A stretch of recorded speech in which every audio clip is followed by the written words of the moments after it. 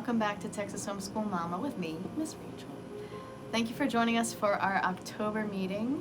Today we want to talk a little bit more about the harvest, and we wanted to share a story with you from the Huichol people in Mexico. And if you haven't heard of them, they're an indigenous group of people from Mexico, and they have their own harvest story which involves a blue deer. Have you heard this story before? Come and join us and we'll tell the story so y'all can enjoy it and retell it in your house. Cayumari, the legend of the blue deer, from the Wixarika people of Mexico. The Wixarika elders tell the story that long ago there were many sicknesses and there was no food in the village. So they sent 4 young people from their village to look for food. The 4 young people represented the elements: earth, water, air, and fire. They also represented the 4 cardinal points. The 4 young people started their journey, and they had their bows and arrows, and along with many hopes to find food to help the families that they had left behind in the village. They began their journey, and it was hard. They walked for days and nights in desert and mountains. Just as though they were ready to give up, they saw something far off in the distance. "Look, what's that?" cried one. "I don't know, but let's look further. It looks like it might be a deer." "A deer? But it looks like it's this color that I've never seen before on a deer. Does it look blue to you?" And there, before their eyes, stood a blue deer. What does it want? We must capture it. We must take it back to the village, they thought. "Let's go." So the 4 young people began to chase the blue deer. The blue deer looked at them and smiled and ran as fast as it could.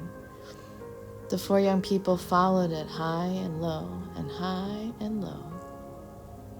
Everywhere they tried to catch the deer, it would always escape them in the last minute. They were tired, so they lay down, and the blue deer felt sorry for the young ones. It rested, and then the next day began the journey again. Finally, the deer stopped at a place that seemed very magical.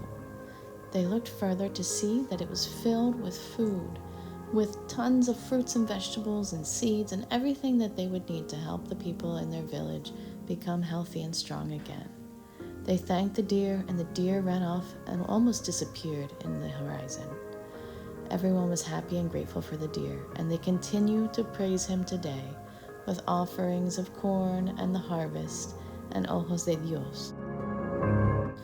So let's talk a little bit about the Wixarika people, or also known as the Huicholes, and see how the ojo de Dios, the God's eye, is connected to them.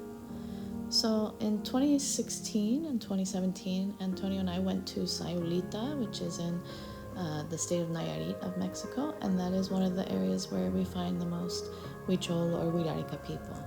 And through this family with Maria, I discovered the ojos de Dios, and I've always loved working with fibers and yarn, and through her I became interested in making them.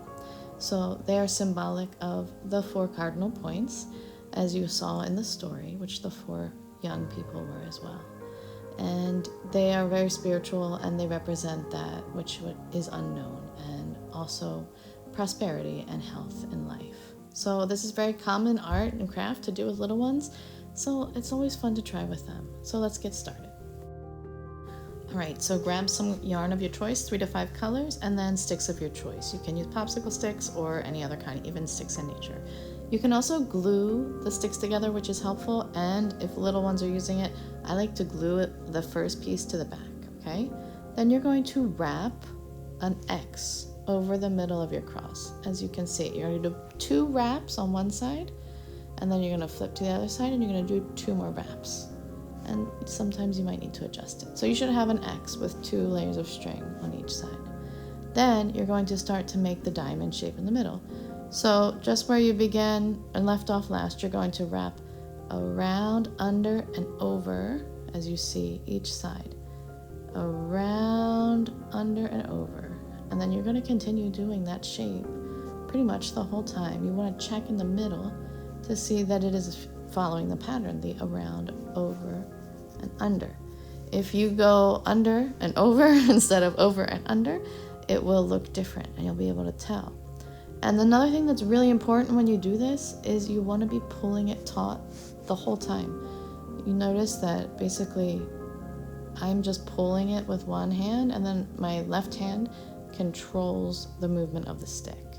So when you're done, you just make a simple slip knot underneath, try to do it underneath the stick, and then you can go on with your next color.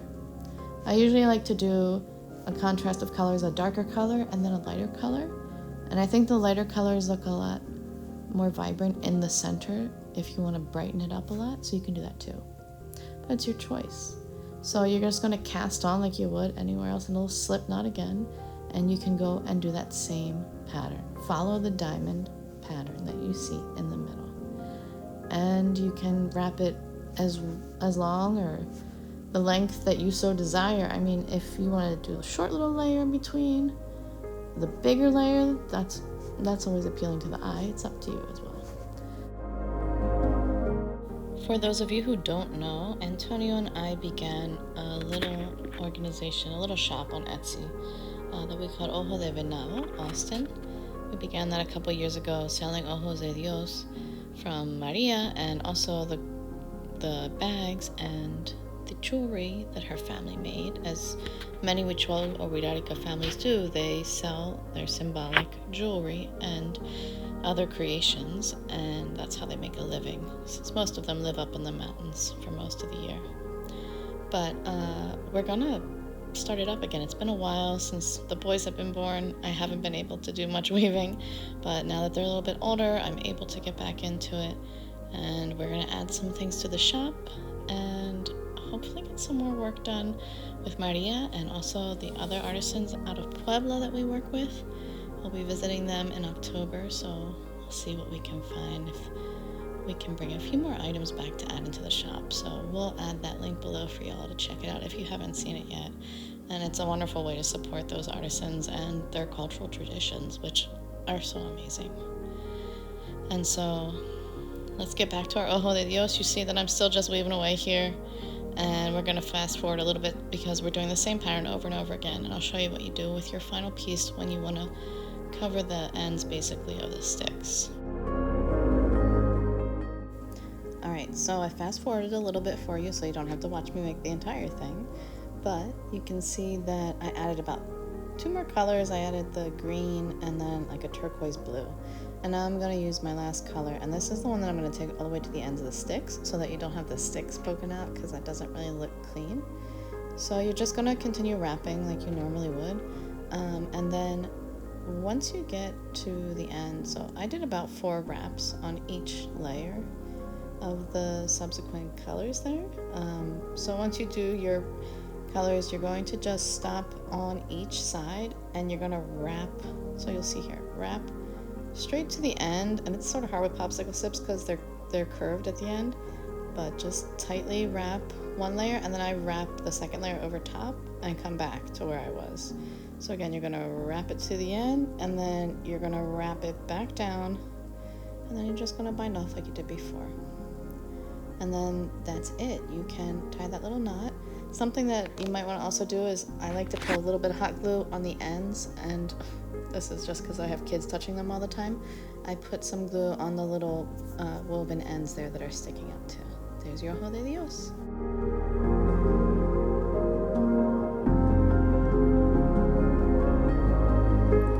Did you like this story?